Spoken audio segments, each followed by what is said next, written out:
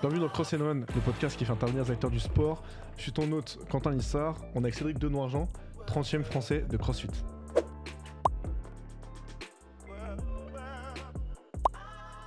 What's up les boys, j'espère que ça va. Ça va Cédric? Salut Quentin, en forme? Petit check, écoute, je suis content de te recevoir dans le podcast. Merci pour l'invitation, ça fait plaisir. On le verra à la caméra, mais encore quelqu'un qui est plus massif que moi. Regarde-moi ses cuisses, elles sont monstrueuses par rapport aux miennes. Cédric, du coup, tu fais du CrossFit?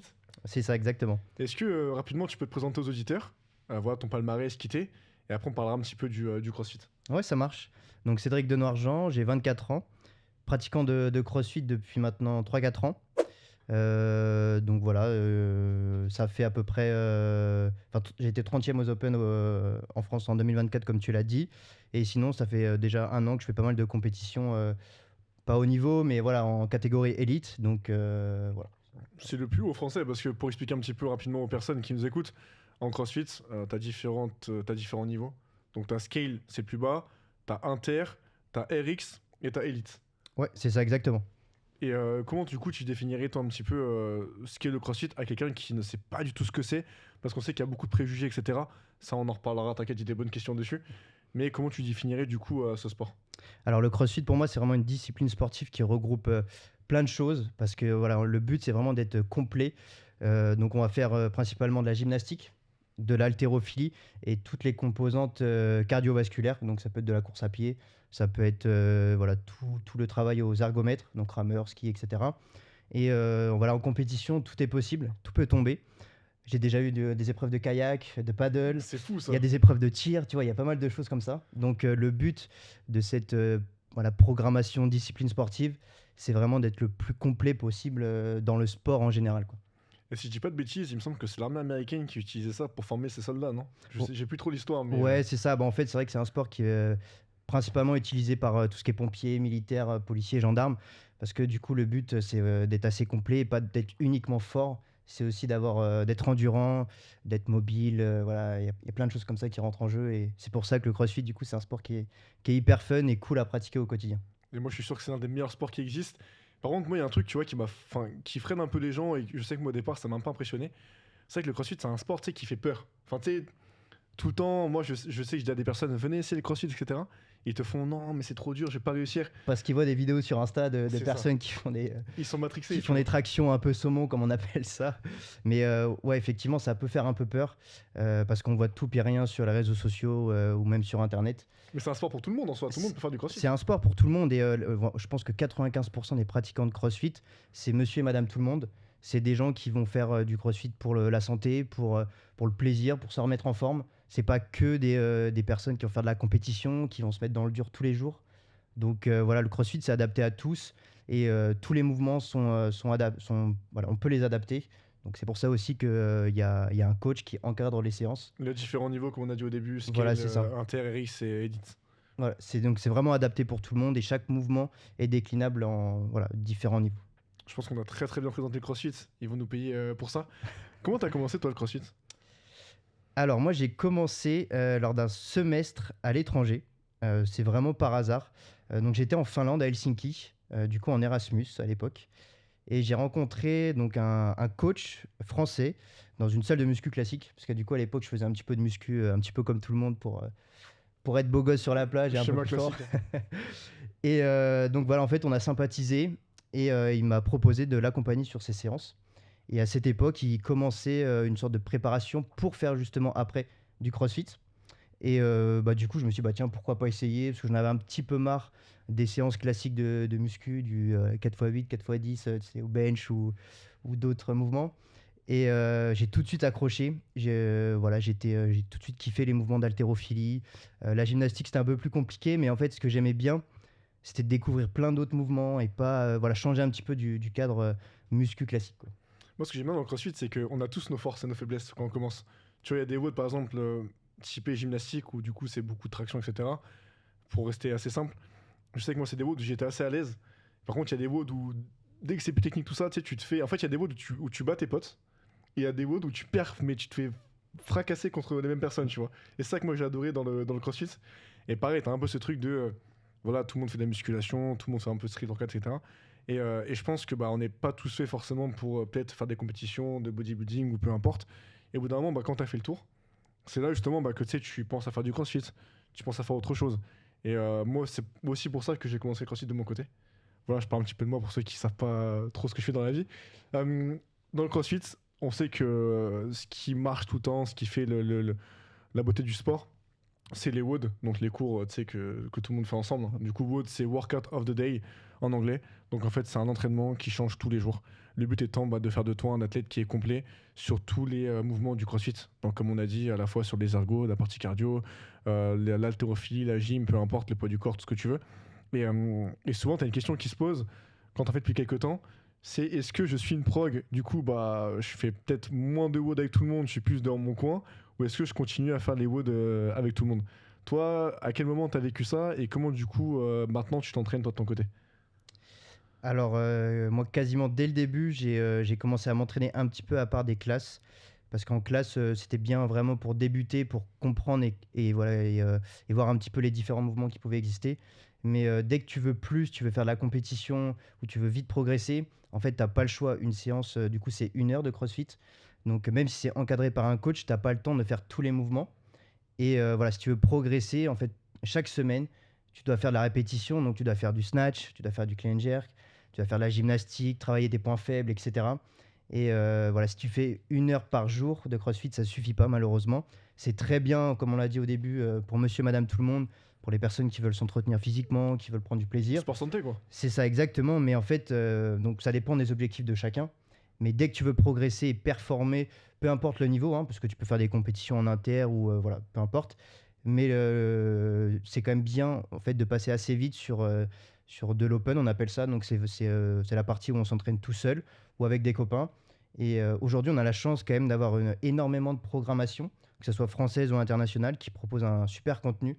Et donc du coup, c'est assez facile de suivre une programmation à côté et de s'entraîner voilà, à côté des classes. En fait, ce qu'il y a, c'est que moi, je vois très bien que tu sais, le CrossFit actuellement, ils ont raison de le faire, hein. Tu sais, c'est un sport assez inclusif. Donc, tu sais, CrossFit santé, c'est normal qu'ils te le mettent en avant parce que du coup, tu touches beaucoup de personnes. On sait que quand tu veux performer, ça reste quand même, tu vois, limite de faire que le haut du jour. Après, tu as aussi le débat de, ouais, mais du coup, si tu es sans coach, tout ça, tu peux te blesser. Parce que pareil, le CrossFit, on voit que c'est un sport, et tu sais, Ah tout le ouais. monde te dit, ouais, tu vas te blesser, les épaules, tout ça. Franchement, je sais pas trop quoi en penser. Toi, d'ailleurs, tu t'es beaucoup blessé dans le CrossFit ou pas? Non, j'ai eu de la chance. Cette année, j'ai quand même eu une blessure lors des French. Je me suis blessé au dos lors d'un WOD où il y avait beaucoup de deadlift. Donc, le deadlift, hein, comme on le sait, va soulever terre en français pour ceux qui connaissent pas, mais c'est quand même assez traumatisant pour le corps, notamment lors d'un WOD, parce que c'est assez intense, tu fais la répétition assez vite et tu t'appliques pas forcément à la technique. Et malheureusement, je me suis blessé, donc rien de grave parce qu'aujourd'hui ça va mieux, mais ça a été une déchirure musculaire quand même au niveau du dos. Donc pendant 2 mois, j'ai dû réadapter mes entraînements, j'ai dû voilà, réduire le nombre de compétitions, etc. Mais je touche du bois quand même aujourd'hui, j'ai eu très peu de blessures. Même si après, au quotidien, en fait, comme on s'entraîne tellement dur, on joue un peu avec la limite. C'est-à-dire que voilà, on va pousser le corps jusqu'à une certaine limite, mais on va tout faire pour pas dépasser la ligne rouge et pas se blesser, quoi. Donc, il faut quand même trouver ce juste équilibre entre entraînement, mais pas tomber non plus dans le surentraînement. C'est pour ça qu'il faut commencer progressivement à faire des classes, passer sur de l'open et au fur et à mesure, voilà, augmenter un petit peu le volume d'entraînement. Ce que tu racontes, c'est intéressant. Et je pense que c'est là justement qu'il faut différencier aussi les niveaux de chacun. Nous deux, on n'a pas eu tout le même niveau. Tu vois, toi, t'es plus à un niveau qui se rapproche des meilleurs de France. Moi, je suis à un niveau qui se rapproche des plus mauvais, des plus mauvais de Non, France. allez, arrête. Non, Pas du non, tout. je Je rigole. sais que tu as un très bon niveau en plus. Non, j'ai un niveau correct. Enfin, je suis moyen, tu vois. Mais c'est ça le truc. C'est, si demain, pour moi, tu veux t'entraîner tout seul, je sais pas si actuellement t'es entouré, mais je sais que moi, j'ai fait beaucoup d'erreurs. Mais je pense que justement, on aurait peut-être plus m'entourer. Après, la chance que j'ai, c'est que moi, j'ai quand même eu des coachs qui m'ont dit écoute, poulet, au bout d'un moment, tu vois, un truc tout bête, mais en crossfit, t'as tellement de mouvements à apprendre. Et t'as des mouvements aussi qui sont. C'est des skills, en fait, ce qu'on appelle. Mm. Typiquement, les double under, muscle up, tout ça. Je sais que moi, les double under, c'est un mouvement de base dans le crossfit. Mm. Et en fait, juste, soit t'es très bon, tu les fais directement, soit tu bosses un peu, tu vois. Moi, pendant une semaine, j'en faisais une demi-heure avant chaque séance, tu vois. Non, mais c'est bien ça. C'est ce Mais qu'il ouais, faut, mais hein. tu vois, au bout d'un Mm. moment, forcément, t'as un peu mal aux Ah, épaules, bah, tu vois. Et du coup, pareil, moi, j'ai des petites blessures un peu à la con à cause de ça. les petites tendinites, non, un truc C'est comme ça, ça. ouais. C'est Ça ça, arrive vite, hein. tendinite. Et du coup, c'est là aussi que vient la frontière, parce que toi, actuellement, on te dira après, mais je t'entraîne, je crois, 4-5 heures par jour. Moi, à l'époque, j'étais à 1h30, et déjà, à mon rythme, à mon niveau à moi, c'était dur physiquement, tu vois. Donc toi, du coup, aujourd'hui, est-ce que t'as quelqu'un qui te suit ou juste tu fais les progs et comment tu t'entraînes toi de ton côté? Alors donc moi je suis la programmation Mayhem Athlete, donc c'est une programmation américaine qui Rich Running, non? c'est ça, de Rich Ouais. Froning exactement. Donc Ok. pour ceux qui connaissent pas, donc c'est un ancien champion du monde qui a été au haut niveau pendant très très longtemps. Monstrueux. Ouais, franchement c'est une machine de guerre. Et donc du coup je suis cette programmation depuis maintenant 2 ans, si je dis pas peut-être même un peu plus. Donc ça fait 2 ans que je la suis. Et donc assez intense, il y a beaucoup de volume, il y a énormément d'haltérophilie, de squat, de renfo, etc. Pour le but vraiment de devenir fort. Et donc voilà, je m'entraîne tout seul, tous les jours, parce que personne dans ma box veut suivre cette Personne l'a programmation. fait à Tanka? Non, T'as Tanka, hein? c'est ça, Personne je suis l'a à fait? CrossFit Tanka et personne l'a fait. C'est pas possible. J'ai proposé à tous mes potes, pour justement, après, c'est quand même plus sympa de s'entraîner à plusieurs, de se challenger sur les WOD, etc. Il n'y a personne qui veut la faire avec moi, parce elle est quand même très longue et chaque jour, tu te mets quand même des bonnes cartouches sur les WOD. Et je sais que par exemple, dans les programmations françaises, voilà, méthode d'entraînement un petit peu différente. Voilà, en fonction des jours de la semaine, tu as différentes intensités sur les WOD. Des fois, tu as des jours où voilà, le volume baisse, c'est plus de la réhab, du renfo que Mayhem, c'est vraiment, C'est t'envoies la all-in. guerre tous les jours et faut vraiment être motivé sur le plan physique, mais aussi mental, hein, parce que il y a un moment, tu vois, quand tu es tout seul, faut vraiment se motiver sur les WOD à envoyer fort, parce que t'as personne pour te tirer la bourre, donc tu es obligé de toi-même de dire, allez, là j'en ai marre, mais tant pis, tu vois, je fais le taf et je vais jusqu'au bout, quoi. Et mentalement, comment t'arrives à justement à te pousser alors qu'il y a personne? Tu sais que dans le CrossFit, ce qui marche bien, c'est t'es avec tes potes et ça se tire la bourre, tu vois. Ah ouais, c'est ça. Tu vois que le mec il a une rep Mm. de plus ou deux, trois reps de plus, tu te dis c'est pas possible, enfin, je vais le battre, tu vois. Toi, comment tu te motives mentalement tous les jours à tryhard? Parce qu'en plus, je peux te garantir que de ce que tu me dis, je pense qu'il y a peu de personnes qui peuvent suivre le rythme. Tous les jours aller all-in, Ouais, c'est pas forcément évident, et puis il y en a plein qui vont pas forcément le préconiser non plus. il y a ça aussi, ouais. Parce qu'en France, on dit, voilà, comme je t'ai expliqué, du coup, il y a différentes intensités par jour. Mais moi, écoute, ça me convient bien. Maintenant, ça fait 2-3 ans que je la suis, donc j'ai commencé tranquillement, puis au fur et à mesure, j'ai augmenté l'intensité et le volume d'entraînement.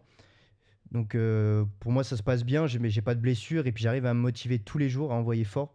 Puis tu sais, en plus, donc du coup, Mayhem, c'est la programmation la plus suivie au monde, si je dis pas de bêtises. Information à vérifier, mais il me semble que oui. Et donc tous les jours, en fait, tu as un classement qui est, tu vois, tu peux rentrer ton score sur l'application et tu as un classement qui est établi, et puis tu as, des athlètes des games qui rentrent leur score. Et tu vois, c'est toujours motivant de se dire, allez, tu vois, aujourd'hui, tu sais que tu vas pas aller le chercher, mais tu peux dire, allez, je peux essayer de le tenir à 1 minute ou deux, tu vois. Et c'est ça qui est motivant. Et puis même, en fait, j'adore ça. Dès que je peux envoyer la guerre sur des WOD comme ça, en fait, plus c'est dur, plus c'est intense. Envoyer la guerre, il a tout Et résumé. plus je kiffe, en fait, plus je me régale. Tu vois, les semaines de deload, on en a besoin forcément, mais moi, je trouve pas ça fun. Tu vois, je me fais chier, pas d'intensité, pas de volume, pas de charge. Tu sais, je m'amuse pas, moi. Parce que le deload, pour expliquer, c'est aux personnes, c'est en fait du coup tu fais peut-être moins de reps, moins lourd. Ouais, en fait, C'est c'est une vraiment pour semaine récupérer, quoi. d'entraînement où tu laisses le corps récupérer. Donc, c'est bien, c'est important. Mais en fait, voilà, donc t'as très peu d'intensité, t'as beaucoup moins de volume. C'est bien, mais moi, je me fais chier. Et tu vois, je préfère Il faut le vraiment faire. les Ouais. semaines les plus dures, putain, moi, j'adore. Tu vois, c'est là où vraiment je vais kiffer aller à l'entraînement, je vais être hyper motivé.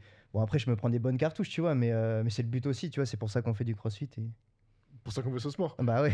Et justement, en termes de récupération, parce que par jour, tu à 4-5 heures, tu me disais, d'entraînement, comment tu récupères? Tu dois faire hyper attention à ton sommeil, à ce que tu manges, je suppose. Ou Ouais. même pas. Bah ouais, je fais quand même attention à tout, hein, que ce soit nutrition, sommeil. Le sommeil, j'essaye de dormir ouais, entre 7 et 8 heures par jour. Mon petit secret, moi, c'est de faire une petite sieste après chaque repas le midi. Même au bureau, j'arrive à faire une petite sieste, tu vois, de 5-10 minutes, mais tu vois, je ferme les yeux et puis ça me permet de repartir sur une deuxième journée l'après-midi. Donc ça, c'est mon petit secret pour bien récupérer. Et après, en termes de nutrition, bon, je me prends pas la tête, mais j'essaie quand même de manger équilibré, de manger des produits sains, de bonne qualité, et surtout en grande quantité, forcément. Parce que on brûle tellement de calories tous les jours que j'ai besoin, tu vois, pour bien récupérer, de manger énormément. Par exemple, pour te donner un ordre d'idée, je mange entre 4 et 5 000 calories par jour. C'est énorme. Ce qui pourrait paraître énorme, mais tu vois, par exemple, j'arrive pas à prendre de masse musculaire. Tu vois, j'arrive pas à prendre en poids. En fait, moi, je suis en prise de masse toute l'année, mais il n'y a rien qui se passe. Je me dépense tellement, je fais tellement de WOD, je vais tellement courir, etc., que j'ai besoin vraiment de manger énormément. Mais après, à côté de ça, tu vois, je me prends pas trop la tête, hein, parce que comme on se dépense beaucoup, je peux me permettre des folies ou me faire des petits plaisirs au quotidien, c'est pas gênant du tout. Et après, on va dire quand même qu'à l'approche de grosses compétitions, surtout printemps-été, j'essaie quand même de faire attention et d'être un peu plus rigoureux sur la nutrition. Magnifique. Et du coup, toi, à côté, tu as un travail, on va dire, comme tout le monde, parce C'est qu'en ça, France, le CrossFit, c'est pas un sport qui est professionnel. Donc, t'en as exactement, qui ouais. gagnent leur vie, mais c'est à travers les sponsors. Et je sais que même Romain Fénono, qui est, bon, on va dire, c'est l'un des meilleurs français, hein, Mm, tout à fait. en fait, qui serait pro dans plein de sports, il continue sa carrière de pompier à côté. Ouais. Ça, malheureusement, t'as quand même pas le choix dans le CrossFit. C'est un sport qui coûte cher et qui rapporte pas grand-chose, malheureusement. Tu vois, même le top 10 ou le top 20 français gagne pas forcément beaucoup d'argent et donc tu es obligé de t'investir sur Instagram pour du coup avoir des sponsors. Tu es obligé pour les meilleurs d'avoir une programmation ou d'avoir une box à côté, faire du coaching. Parce que le simple fait de faire du CrossFit, ça suffit pas aujourd'hui pour gagner ta vie. Et ce qui est dommage parce que dans plein d'autres sports, tu vois, par exemple, si tu prends le tennis ou peu importe, le top 10, le top 20, même le top 50 français, bon, dans la plupart des cas, tu peux quand même gagner ta vie et tu es considéré comme athlète professionnel, alors qu'en France, pas du tout. Tu vois, c'est un peu le côté négatif du CrossFit. C'est comme c'est une marque, c'est une entreprise, bah, il n'y a pas de fédération, il n'y a pas d'association, justement, et tout est payant. Et tu vois, même tu veux faire une compétition, bah, c'est à toi de payer, quoi. Même pour les. C'était quoi? C'était pour les Open, du coup, c'est la compète que tout le monde fait tous les ans. Ouais, Où après, du coup, en fait, t'as plusieurs étapes jusqu'à aller au CrossFit Games, qui est un peu la Coupe du Monde, on va dire, du CrossFit qui a lieu tous les ans. Et en fait, à chaque étape, faut que tu payes. c'est ça exactement. Rien que ça, tu Tu vois. payes déjà $20 pour faire 3 WOD. Tu payes 40 ou 20 pour l'écart C'est ça, et. c'est encore plus cher après pour la suite et au fur et à mesure, bah, tu payes de plus en plus, quoi.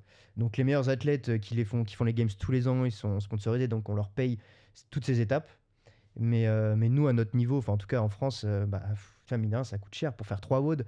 Ok, c'est cool parce que tu as un classement mondial, européen et français, mais en soi, ça veut tout et rien dire et c'est quand même emmerdant de devoir payer pour faire ce genre de WOD, quoi. Qu'à la rigueur, tu fais une compétition, tu comprends parce qu'il y a du matos, il y a des juges, il y a des photographes, voilà, tu vois, il y a une vraie entreprise autour de ça, mais là, ils t'envoient 3 WOD et puis tu fais ça chez toi et tu te démerdes, quoi. Après, je sais pas trop ce qu'ils font avec l'argent, je pense qu'ils le réinvestissent, mais ça, c'est un peu, tu vois, l'un des trucs, c'est que le CrossFit, initialement, c'était quand même beaucoup présent aux États-Unis. Mm. Là, tu vois que maintenant, ils ont refait un peu le système de qualif. Après, ça, pareil, il y a un débat là-dessus parce qu'ils te disent qu'il y a des régions qui sont plus fortes que d'autres, mais bon, ils sont un peu en train d'équilibrer, tu vois, quand même le Ouais. truc. Mais tu vois, quand même qu'en Europe, on a quand même une très très grosse région. Du coup, une région, c'est pas une région, mais en gros, c'est une partie du monde. Ouais. Et je sais que la dernière fois, je parlais avec. Je sais plus avec qui je parlais, je crois que c'était Guillaume. Et en fait, Guillaume, moi, je disais, putain, tu t'es pas qualifié, mais en fait, il y a d'autres régions où tu aurais été qualifié, tu vois. Ouais, bien sûr, ouais. Et c'est ça ce qui est fou. C'est que le CrossFit, tu vois quand même que c'est un sport, tu vois, c'est une marque. C'est une marque, le CrossFit, comme tu dis, c'est une marque. Donc c'est un sport, mais c'est une marque. Euh, Il y a quand même beaucoup de choses, je pense, qui vont retravailler. Mais, euh, mais tu vois, toi, comment tu vois un peu justement l'avenir de ce sport? J'arrive pas vraiment à me rendre compte si en France, c'est un sport qui, je sais pas, qui est encore en croissance, qui stagne. Parce que tu vois, moi, dans mon travail que je fais actuellement, je vois quand même que tu as beaucoup de box qui ouvrent. Ben, d'un côté, tu as quand même beaucoup de box qui ferment. Euh, mais j'ai quand même l'impression que tu as de plus en plus de compétitions, de plus en plus de personnes qui sont le niveau, tu me diras peut-être plus que moi, mais en compète qui est de plus en plus bon aussi. Tout à fait. Ouais. Chaque année, le niveau il monte, mais c'est affolant rien qu'aux Open. Tu le vois, même au niveau des charges, tout ça. Il y a 10 ans, il y a des WOD qu'on faisait avec beaucoup, beaucoup moins de kilos sur les barres. Voilà, toi, comment tu vois un petit peu l'avenir de ce sport en France et dans le monde en général? J'ai L'avenir du beaucoup CrossFit, parlé, ouais. hein. Non, mais c'est intéressant, mais c'est vrai que c'est compliqué de se projeter sur l'avenir du CrossFit, parce que du coup, comme c'est une entreprise, bah, en fait, ils font un peu ce qu'ils veulent, hein, forcément. Mais en tout cas, pour ce que j'en sais en France, c'est un sport qui est en développement. Enfin, tous les ans, il y a des box de CrossFit, comme tu l'as dit, qui ouvrent. Il y a de plus en plus d'adhérents. Enfin, je sais que c'était l'année dernière, il y avait 60 000 CrossFitters en France. C'est énorme. En fait, c'est énorme et il y a de plus en plus de compétitions. Il y a des compétitions qui se professionnalisent. Enfin, tu vois, il y a des compétitions aujourd'hui où tu as des lives YouTube avec des commentateurs, tu as plein de photographes, des vidéastes. Enfin, c'est vraiment, tu vois, c'est un show. On parle vraiment de spectacle. Et alors qu'avant, il y avait des petites compétitions plutôt locales où tu avais les deux trois meilleurs de chaque box qui se réunissaient, qui s'affrontaient. Mais aujourd'hui, enfin, comme on l'a dit tout à l'heure, avec les programmations qui se développent de plus en plus, le niveau il s'élève. Et bah, c'est vrai que ça a tendance à se professionnaliser de plus en plus. Et tu vois, alors, dans notre génération, on a commencé le CrossFit un peu tard, c'est-à-dire qu'on a fait d'autres sports avant. Mais tu vois, aujourd'hui, il y a des jeunes qui arrivent, qui ont commencé le crossfit à 13, Ouais, c'est 14 ans. ça, ils sont petits. Et en Ouais. fait, ils ont commencé direct avec ce sport. Et donc, ils arrivent tu vois, entre 18 et 25 ans, mais ils sont monstrueux. Parce que du coup, ils ont la mobilité, ils ont la souplesse, ils ont la force, la technique, ils ont tout ce qu'il faut pour réussir. Alors que nous, on a commencé, tu vois, vers 20 ans, 21 ans, ce qui est déjà assez jeune, mais en fait, c'est déjà un peu tard aussi pour percer, entre guillemets, dans le crossfit, quoi. Parce Bah, que quand tu vois Victor Hofer, il a quoi? Il a 21? il a 21 ans et 21, tu vois, ouais. il est monstrueux. Et puis moi, je connais plein de jeunes qui sont super forts et tu dis, mais d'où ils sortent, quoi? Tu dis, mais en fait, ça fait 5-6 ans ils font du crossfit. Et bah forcément, dans la période d'adolescence où tu grandis, Tu retiens mal les mouvements, bah ton ouais, corps c'est après il ça. se sculpte aussi pour. C'est ça, donc ils arrivent, ils sont monstrueux. Donc je pense que à l'avenir, en tout cas, le CrossFit va se professionnaliser et puis il y aura de plus en plus de haut niveau un peu partout en France et même en termes de compétition, enfin ça va exploser de plus en plus, je pense. Faudrait, et comme ça, du coup, les Américains vont leur montrer qu'en France aussi, on sait faire du crossfit. Ouais, tout à fait. Cédric, là, c'est la question que tout le monde se pose. Parce que le crossfit, on entend souvent que c'est un sport de dopé. Ah oui, Est-ce grande que, question ça. est-ce que le crossfit, c'est un sport de dopé?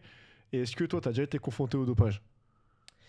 Alors, est-ce que le CrossFit est un sport de dopé? C'est une question un peu à la con, mais tu vois, Non, je non, sais mais que tout le monde se la pose, tu vois. Donc, c'est intéressant. Bon, après, je n'ai pas la science infuse, mais en tout cas, à mon niveau, bah, je pense que comme dans tous les sports, il y a du dopage, forcément. Aujourd'hui, tu peux voir honnête. des athlètes voilà, qui soulèvent des charges monstrueuses.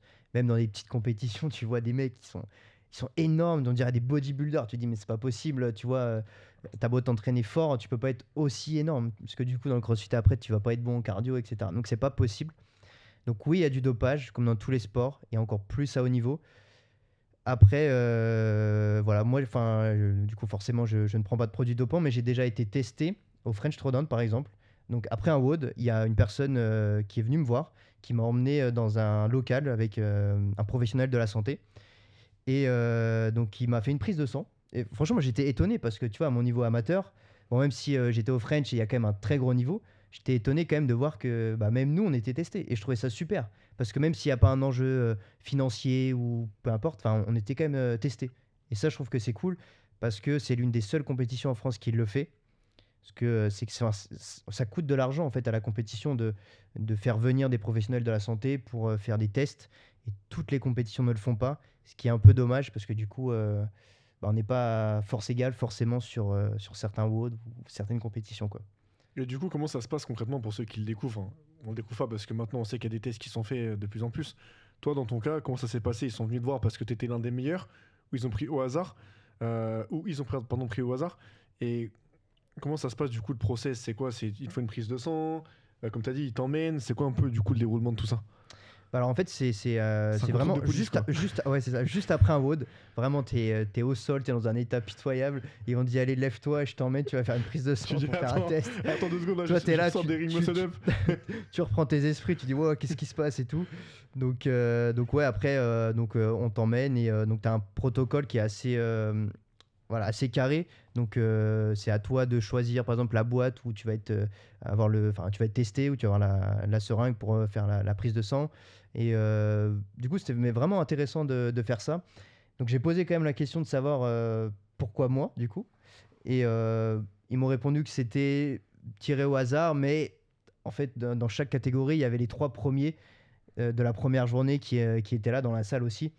Donc c'est du hasard, oui et non. C'était quand même les meilleurs de chaque catégorie C'est qui du étaient hasard là. via le classement. Bah, officiellement, c'est du hasard. Officieusement, voilà, ils prennent quand même les meilleurs pour. Enfin, disons que tu as peut-être plus de chances de trouver une personne dopée dans le haut niveau de chaque catégorie que le dernier qui. 100%. Voilà, c'est ça. Mais écoute, non, c'est très très clair. Je vais revenir un peu aussi sur. Tout à l'heure, c'est un truc con, hein. Mais toi, actuellement, tu travailles à côté. Parce que du coup, on parle de dopage, tout ça. Donc, c'est lié à l'entraînement, comment tu récupères, etc. Toi, tu bosses à côté. Moi, ça me fascine de voir comment du coup, tu gères tes journées. Parce que tu travailles, tu fais du crossfit, tu récupères. En fait, pour moi, tu as une discipline. Enfin, c'est quasi militaire ta journée, quoi. C'est vrai que Ou t'as un taf qui est assez chill. Oui et non. Disons que c'est vrai que je cours après le temps déjà dans mes journées parce que j'ai plein de choses à faire. Mais donc j'ai 2 journées type en fait. Donc, la journée où je vais au bureau, bah, je fais qu'une séance par jour. Donc ça va être une séance le soir après le boulot. Donc de 3-4 heures généralement. Une séance de 3-4 heures, hein. C'est pas Ouais. une séance d'une Ouais, heure ouais, où tu vas à Fitness Park ou peu importe Bah, et tu t'envoies, quoi. Comme je te l'ai dit, MIM Athlète, il y a énormément de choses à faire. Donc, et encore, tu vois, je me bouge les fesses pour avoir le temps de tout faire. Et j'ai la chance aussi dans mon taf de faire du télétravail. Donc, une deuxième journée type, ça va être une session le matin, où souvent je vais faire une session de course à pied ou rameur ou ski. Et du coup, je fais toujours après une session le soir, donc en session 2. Et après, le samedi, ça m'arrive de m'entraîner quasiment toute la journée. Donc, je vais faire, D'ailleurs, samedi, on se voit. Hein. bien sûr, Samedi, on se voit, on va te filmer. ouais, avec plaisir.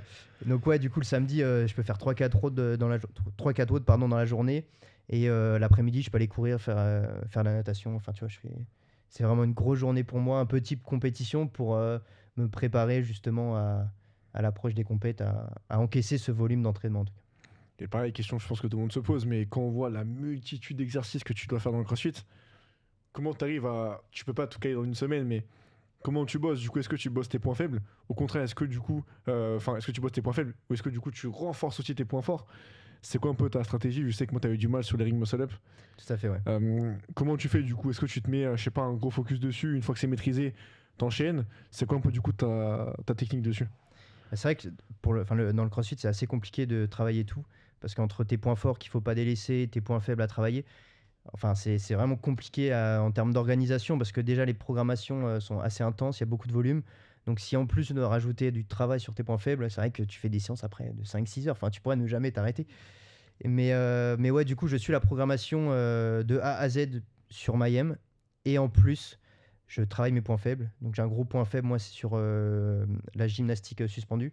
Donc principalement les ring muscle up. Ça fait plus d'1 an que je les travaille jusqu'à 2-3 fois dans la semaine.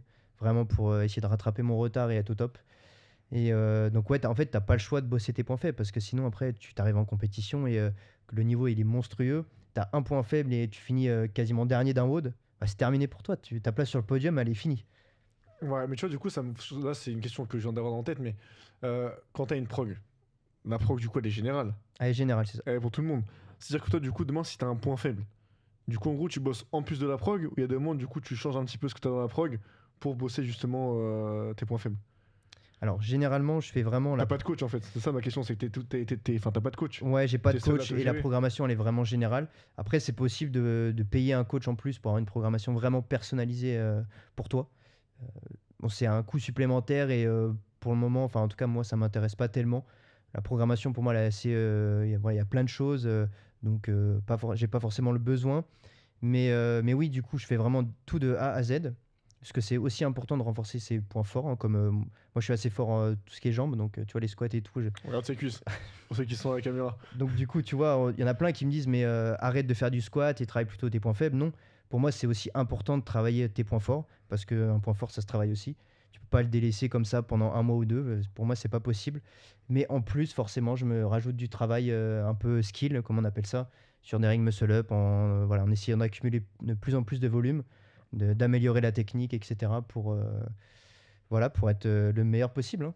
Et pour massacrer les gars en compétition. Tout en restant gentil. Ouais, c'est ça. Et du coup, c'est une petite transition vers la compète que je te refais. Nous, on a beaucoup échangé et ton approche de la compète, je trouve qu'elle est intéressante parce que déjà, tu montes étape par étape. Notamment, tu vois, avec les French, on va le redire, mais du coup, c'est la plus grosse compète en France. Tu as commencé du coup au niveau le plus bas qui est scale. Après, tu es monté en inter.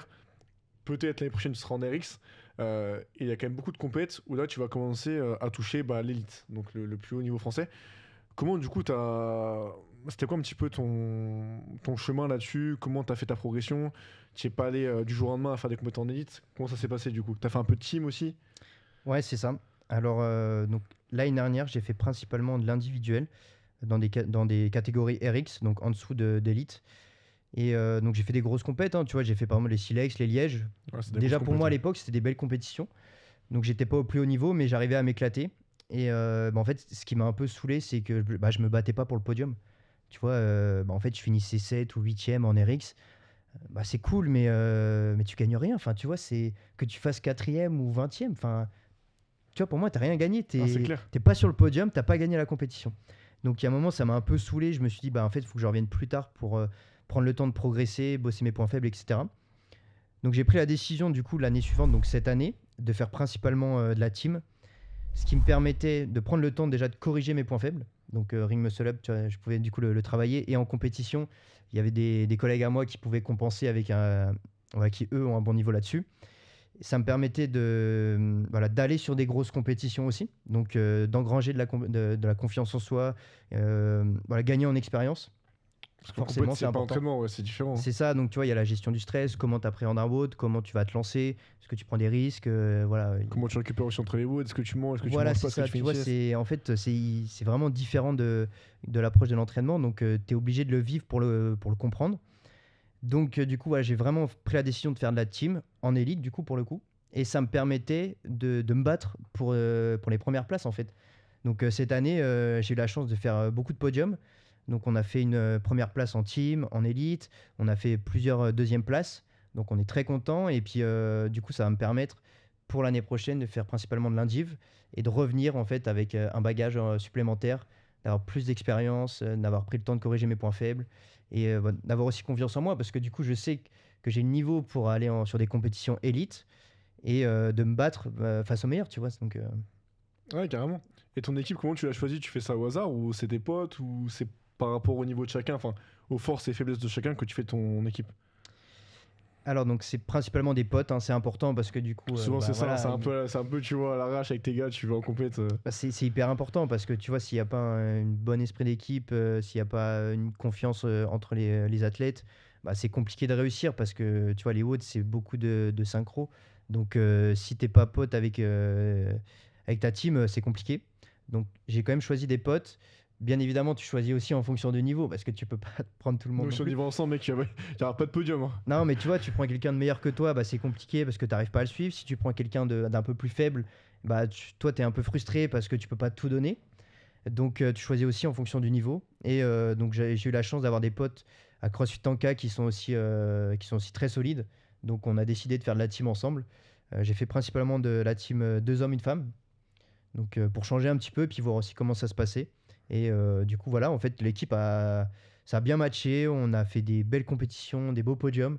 Donc, on est très content. Et voilà, je pense qu'après, à l'avenir, je partirai sur entre guillemets, une carrière plutôt individuelle. Mais c'est bien aussi de faire de la team pour justement, voilà, tout ça, avoir confiance en soi, gagner de l'expérience et tout. Magnifique. Et justement, tu parles de cas individuels.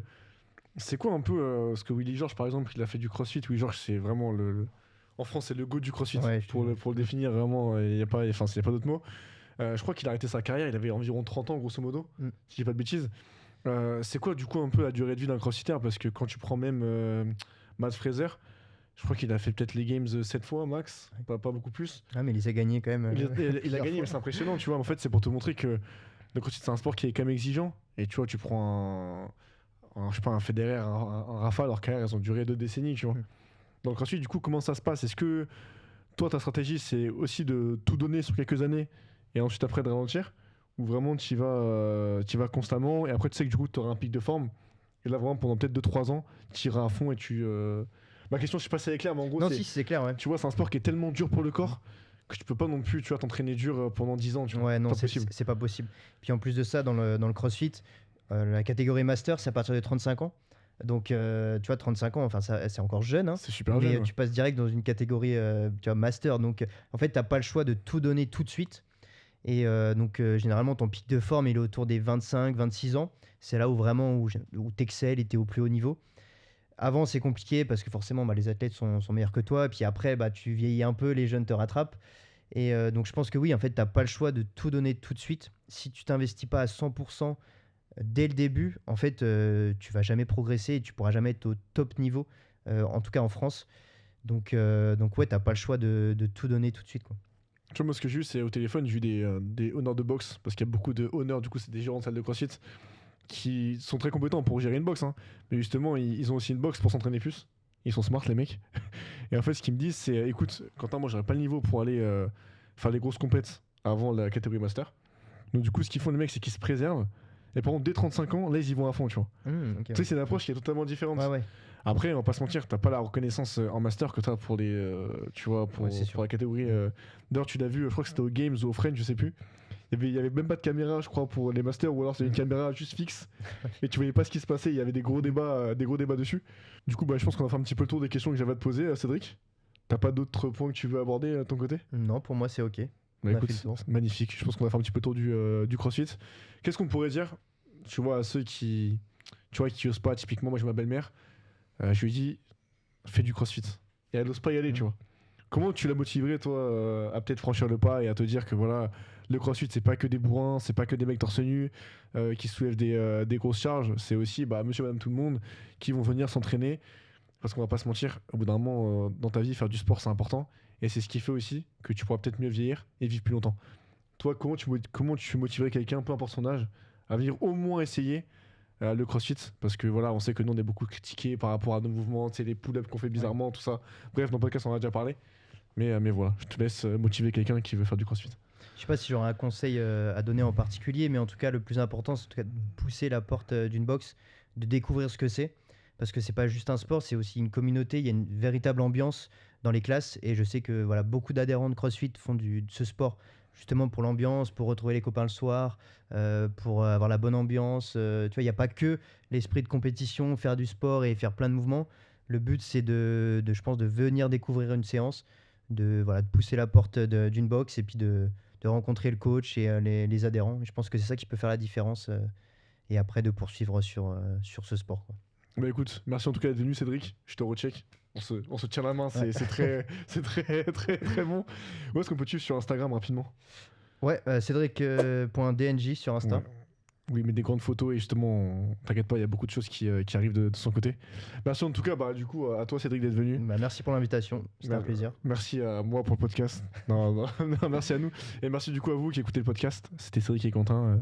Prenez soin de vous. On vous dit rendez-vous jeudi prochain. Ciao, ciao.